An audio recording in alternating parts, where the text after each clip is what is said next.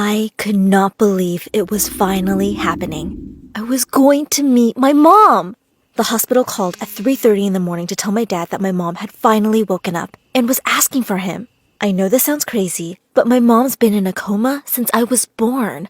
I literally put her in a coma, and she hadn't woken up once in 14 years. Until this morning. My dad burst into my room, almost knocking my lamp over on my bedside table. I startled awake, and before I could even open my eyes all the way, he said, "She's awake!" Before I continue my story, I just want to remind you to like and subscribe to My Story Animated to hear more craziness like what you are about to witness. At first, I thought he was talking about me, and I was about to yell at him for waking me up. But then I realized what he meant.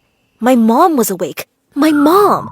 I never heard her voice in real life. I never seen her eyes look into mine. I've held her hand, but she's never held mine. She's been here the whole time, but she has been so far away, too. She had had a complicated pregnancy with me. I was a stubborn fetus, I guess you could say. I decided that I wanted to come early, which caused a lot of issues for her, and she was rushed into surgery to get me out. She never regained consciousness after she was put under anesthesia, and because of her family's beliefs, my father never took her off the meds that kept her alive. I'd always had a feeling that at some point, I would have to be the one to end my mom's life. But thankfully, it didn't sound like that was going to happen after all. I bolted out of bed and ran to get my brother up. He was 2 years older than me, so he only remembers small fragments of mom in real life. He remembers her singing Twinkle Twinkle Little Star every night, and she made the best chocolate chip pancakes in the world. The sad thing is, he doesn't remember her smile or the way she smelled. So this day was the best news for all of us. My brother never said it out loud, but I knew that he blamed me for what happened to our mom. And to be honest, I didn't expect any less. He was nice to me growing up, but I always felt like there was something between us that wouldn't allow us to get closer. He hadn't forgiven me. Did you know the longest time someone has been in a coma was 19 years? Terry Wallace was in a coma for many years before he woke up on June 11, 2003. The ride to the hospital seemed to last forever, and we all rushed in as soon as my dad got the car in park. Our happy reunion was cut short when the doctor stopped us outside of my mom's room. He had a grave look on his face. Something was wrong.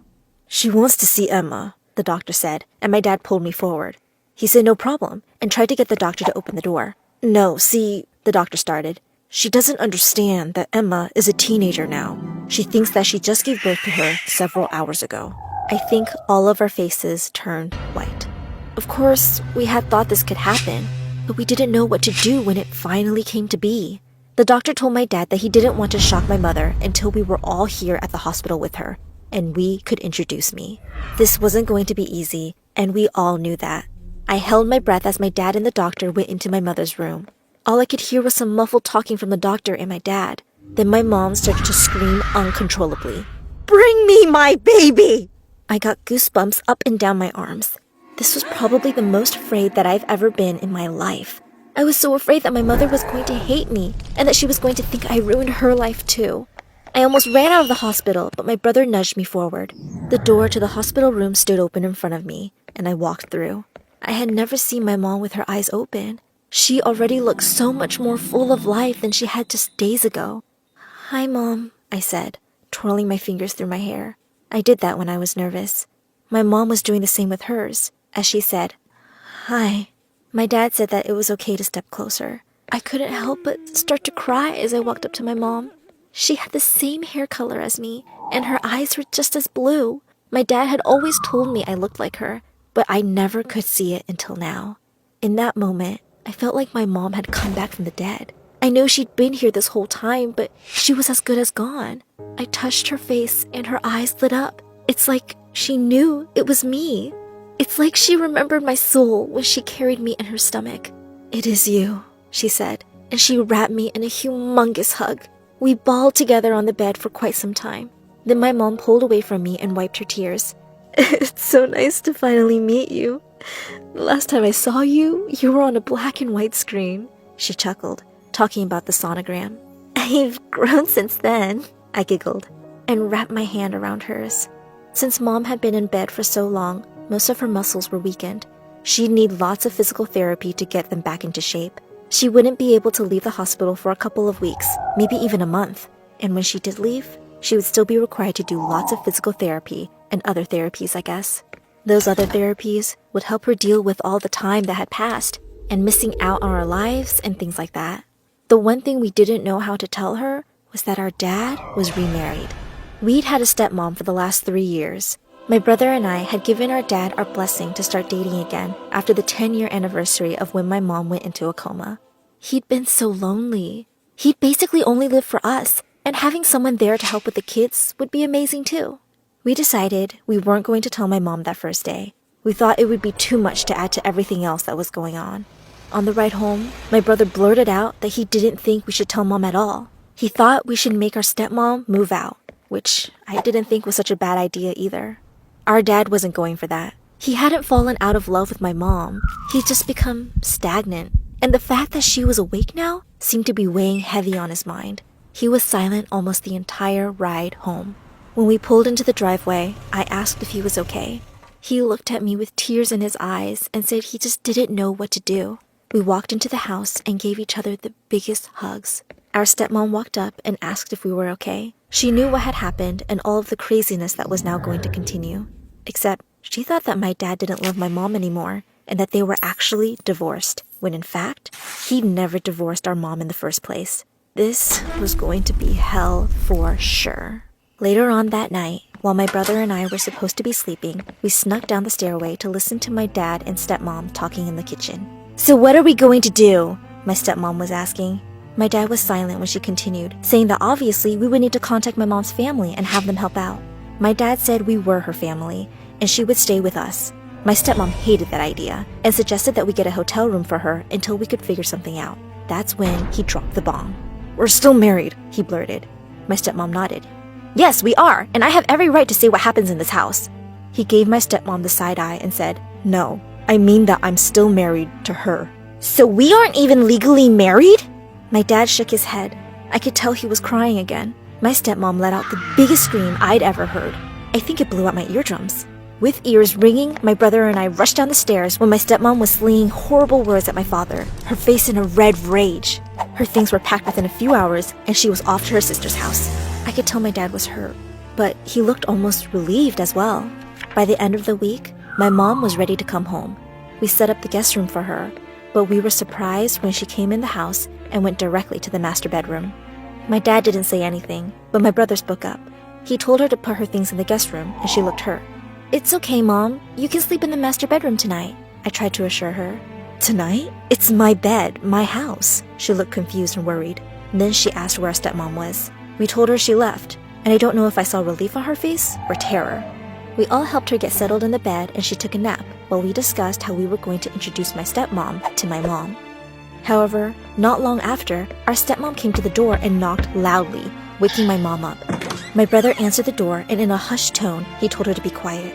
Just as the door shut again, my mom was on the landing of the stairs. "Everything okay?" she asked, and came down the stairs, coming face to face with my stepmom. "Mom, this is Lisa," I said, stepping forward. Lisa crossed her arms as my mom put her hand out. Realizing that Lisa wasn't going to shake her hand, my mom put hers back at her side.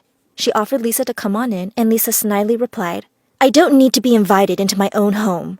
I guess it just shows the type of person my mom is, but she didn't reply with something nasty and rude. She graciously smiled and offered Lisa some tea. Then she said, "We can all call this place home." Lisa scoffed. That's when my mom almost lost her cool. Instead of flipping out and yelling at Lisa, she stirred the sugar in her tea and quietly said, "You're not the one who had their entire life ripped away from them, so I don't know what you're so upset about." "You're taking my husband away," was all Lisa could muster. My mom reminded Lisa that she had actually taken her husband away first. She also said that it was extremely upsetting that Lisa got to watch her children grow up a little while she lay unconscious in a hospital bed. That's when Lisa jumped up and spilled hot tea all over my mom. I quickly sprang into action, as did my brother. I grabbed a towel to help my mom dry off. Luckily, the tea had some milk and sugar in it, so it wasn't scalding, and my brother pulled Lisa away, shoving her out the door while simultaneously screaming for our dad. He ran down the stairs like lightning. "What is it? What's going on?" he asked. We explained what happened, and my dad took off out the door after Lisa. I helped my mom up the stairs, and we got her in the shower to get the tea off of her. Then we heard shouting outside. My stepmom and dad were back. All we could hear was Lisa screaming that my dad lied to her, and there was nothing he could do to get her to forgive him. I was hoping she would leave, but she came into the house and shoved herself into the master bedroom right past my mom. I asked Lisa if she could have some respect for my mom who was changing, but she snarled at me and started stuffing a bag full of clothes. "I'm out of here. Don't bother calling me," she said to my dad as she quickly left again. Over the next few days, my dad tried calling her, but she wouldn't answer. He tried to get a hold of her sister, parents, and everyone else that would know where she was, but no one would give him any clues. During that time, he was also taking care of my mom, driving her to some appointments and making her food when she was hungry. My brother and I were busy with school, so thankfully, he was able to keep her company. A couple weeks after the crazy incident with Lisa, my brother and I came home to see our parents sitting on the couch together, my mom's feet across my dad's thighs. I couldn't believe the sight. When we came in the door, the two looked as if we caught them doing something wrong. They blushed and tried to scramble away from each other. My brother and I burst out laughing. They were married after all. We didn't mind that they wanted to get closer. It had been almost 15 years since they'd been able to do that. That was the moment we thought that we had our mom back. She was still pretty weak and often didn't understand how to use technology, but she was smiling more and cracking jokes. Her and I talked a lot more too, and I told her about almost everything that I've done in my life to catch her up. We cried a lot, and I held her while she apologized for not being around. Then things started to get strange. She'd wake up very early in the morning and turn on all the burners on the stove. The refrigerator door would be wide open, and the house would smell like gas fumes when we woke up in the morning. The last time that this happened, she was sitting out on the porch while everything in the kitchen was running, including the sink and the microwave. The back door was left open, and I saw her curled in a ball. I walked out of the door and asked her if she was okay. She didn't answer. I sat down next to my mom and put my arm around her. When she looked at me, all I could see was pure terror in her eyes. "Who are you?" she asked and pulled away from me. I looked at her utterly confused. "I'm your daughter, Emma." "No, my daughter is a baby. I just had her a couple of months ago. Who are you and why are you in my house?" "Dad?" I called, and it took a few minutes, but he showed up on the doorstep. "Something's wrong with Mom," is all I could say before she grabbed my hair and pulled my head back. She started screaming, "Where is my daughter?" And my dad grabbed her, pulling her arms behind her back. It was then that she snapped out of whatever trance she was in. She started crying and saying, "I'm sorry, Emma." I ran upstairs and locked my door. To say I was terrified would be an understatement. Something was going on with my mom, and we needed to figure it out. My dad called the hospital, and they told him she may have had some memory lapses. But this was way more severe than a slip of the mind. She physically hurt me. And she's a very small woman. There was something else going on here. I spent the next several days trying to keep my distance from her. She apologized to me several times after the incident on the porch, but I was still afraid to get close to her. My father and brother had no problem accepting her back into the family. They would play board games and watch movies together, but every time that I would join in, I could tell that a dark mask fell over my mom's face. She would constantly stare at me out of the corner of her eye, and I swear I could see a red glint flash over her normally bright eyes whenever she didn't think I was looking. Then, one night, I woke up to her staring at me from across my bedroom. I popped up in my bed and asked her if she was okay. She didn't reply, but I could see her eyes in the darkness. They weren't right. I screamed for my dad again, and when he came in the room, he flipped on the light. She wasn't in the chair anymore. We searched for her everywhere in the house, but she wasn't anywhere we could see. That's when we heard the blood-curdling scream. Tune in next time to hear what happened with my mom in the woods.